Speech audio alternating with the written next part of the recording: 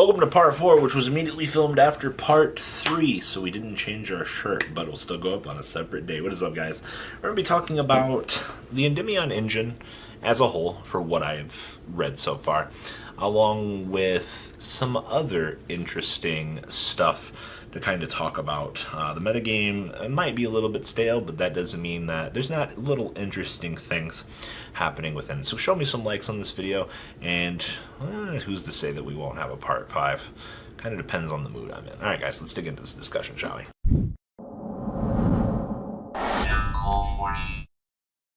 Alright, so I promised you guys we'd talk about the Endymion engine.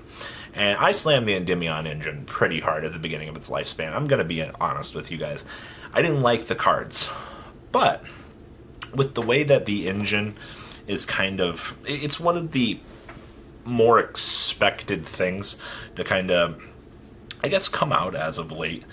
Because it gives a massive fuel, or a massive upgrade to the Pendulum archetype. Now, granted, upgrades only go so far in terms of, you know, really getting you places, but the new spellcaster command structure deck actually kind of fuels me and makes me happy. Now, we actually ended up talking about a Zephyra deck, what was it, last night, and one of the cool things about the deck was, well, shit, like, at the end of the day, you kind of already look at Zephyrath and company as an engine, and then you definitely start to see that, oh, hey, we have more and more good cards.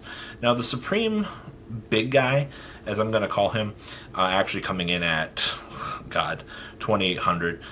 The ability to put negations on the board and be more consistent for an already established archetype is actually pretty good. Now, if you're going to go off of that list that we posted yesterday, you are not, and I repeat, you are not going to be playing these huge things. That's not how this works. Now, the little Endymion guy, the one when you've got the requirements of 3 spells, kick off his counters, be able to special summon him and a monster with 1,000 or more attack from your deck, is actually really good for extending out things. And as long as the monster you summon can put spell counters on it, you actually get access to the Pendulum Magician engine, which is actually the other half of this discussion. So, if you incorporate the Endymion engine into a deck where you're like, oh, cool, let's fucking load up some spell counters, baby. And you've got Master Cerberus, you got little Jackal guy, and you're like, oh, cool, I can incorporate all of this. And same thing with, like, the Zephyr engine. Literally, the 2 big spellcaster engines are going to get massive boost off of this. Now, Pendulum Magician as a whole is already good right now because Apex Avion for bounceability is so fucking good. Alright, take it for what it's worth in the current format, that the deck might not be that good, but we've seen the deck be a lot more consistent. The fact that you get access to LP to special summon Goliath from the deck as well, your opponent not being able to special summon, the fact that some decks are playing Sloth to jam more additional special summon, you have a wide array of beautiful cards at your disposal, all because, well, Dark Worm is a dragon, which gives you access to LP, and, I mean, you get access to the Gate Zero on something like the toolbox ability that you get, plus the extra Endymion cards that are going to be coming in the near future. I definitely expect this to be some sort of revolution, or revelation, in the Pendulum deck, just for new viability, new options out. And I've also heard that you should probably pick up your sphere modes now, because it's the only way to break the board that Endymion actually builds. So take it with a grain of salt. I'm not exactly sure if that's true or not. I haven't seen the most build a board yet, but I assume if I'm being told that it's probably a good warning. So yes, the Endymion support is going to change the spellcaster archetype forever. But yes, Pendulum Magician being just an overly good archetype at the moment in general is really good, and the fact that they've got more support coming is really great, actually. Now, next up, I want to talk about Orcust and the Argentina list that we had come across a couple of weeks back. The good list actually took Lady Debug and Backup Secretary. It took all of these 2-card engines to just make good stuff deck.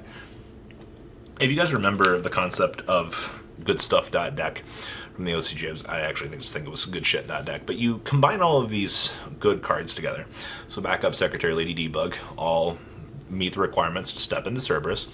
Cerberus gets us to our Nightmare Mermaid, and we get to Mermaid. Literally everything that these decks want to do, all are 2-card combos to get 2 monsters on the field to speed through to this. And I think it's cool that we've seen the format go to this point pre, the Xyz monster and pre the counter trap card. There are some other interesting variants came across in the OCG as well, but when you're evolving this deck from the concept of, okay, cool, standard dark package and things like that, to, oh, cool, my normal summon can turn into this massive powerhouse that gets me places, then that's kind of what you're looking at now in terms of the deck. It's just a good splash of good cards. I don't know how likely this version of the deck is to stick, but the fact that the Orcust engine is evolving conceptually from what we knew to something a little bit more expected, it's good to see that people are pushing the bill for the deck, because that means that innovation is being had, and innovation being had means that players are exploring the format. I just like the fact that Lady Debug in the Backup Secretary makes fucking this huge ass board that just kills your opponent. Like, fucking who knew? Lady Debug to 1, please. It's not doing enough in Salad. Now, we also had a Mermail list. That's right.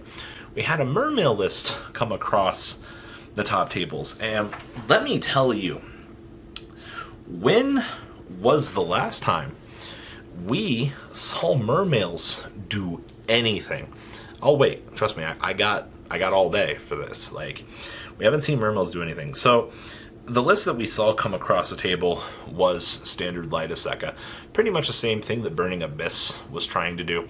You're relying on this engine to turbo through your cards, gather your combo pieces, and make an attempt to start killing your opponent with large monsters. Right? Like, I don't want to shit too hard on water, but like, is that the only thing that water can do these days? Water! Kill me, please. And it's like, it's in a bottle, it's not going to do anything. But you have a deck that turbo draws through its resources. Mermail engine's still really good. Undyne is really good. And the list also was playing Aqua Spirit, which, I mean, definitely challenges a lot of the things that we know about the concept. And also, I mean, for the most part, fucking Aqua Spirit being a good extender.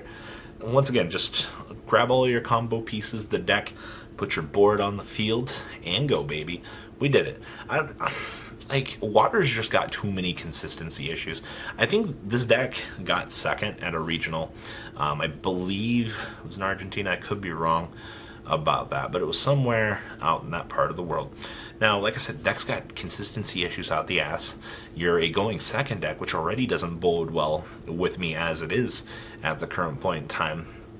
But that doesn't mean that people aren't trying to innovate the deck and explore other options, because I don't want to take that away from people. You know, it's good that people are exploring other options in the current format, but, you know, it's kind of up in the air if it'll be successful or not. And then the last deck we're going to talk about is Stun.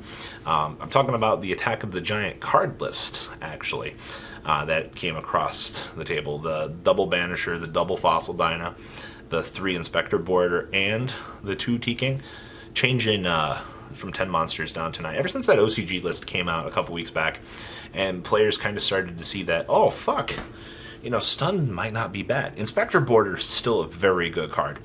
We've seen my boy Inspector Border being sided in a lot of decks. True Draco was actually the other one that was playing it for a little while. True Draco was able to take advantage of this guy. Also, the fact that you have Extravaganza, Desires, Duality, and Card Demise, I think Stun is at its best that it's ever been in a format like this, and that says a lot, because I'm a Stun player and I love it. And you're able to challenge the current metagame if you go first. If you go second, you're gonna have a pretty shit uphill battle that you're gonna have to wade through outside to have your deck stand a chance. But Stun monsters are definitely a lot more viable in this format if you can establish them. If you cannot set up your stun monster, you're going to have a very bad time, which is one of the reasons why inherently Stun has a bad matchup a lot against a lot of these, because you're a deck that wants to go first and capitalize on these. Setting Fossil Dyna, while it was good and able to answer things in the past, it doesn't really fix a lot of today's current situations. You know, like that bad backup that you had, like Mirror Force is good for cleaning up a board, but mainly you're trying to use it for protection for the one battle your opponent's attempting to do. So, that's all I got for this video. I know we haven't talked about True Draco. I know I haven't talked about Pendulum FTK. I know I haven't talked about Gem Knights. There are a lot of other decks, you know, and, you know, we'll see for a part 5, but these are the more impactful things that I've seen for this format. Alright guys, thanks for watching. Show some love on this video in the comment section and likes, and well guys, I'm out. Peace. The ride never, well, truly ends.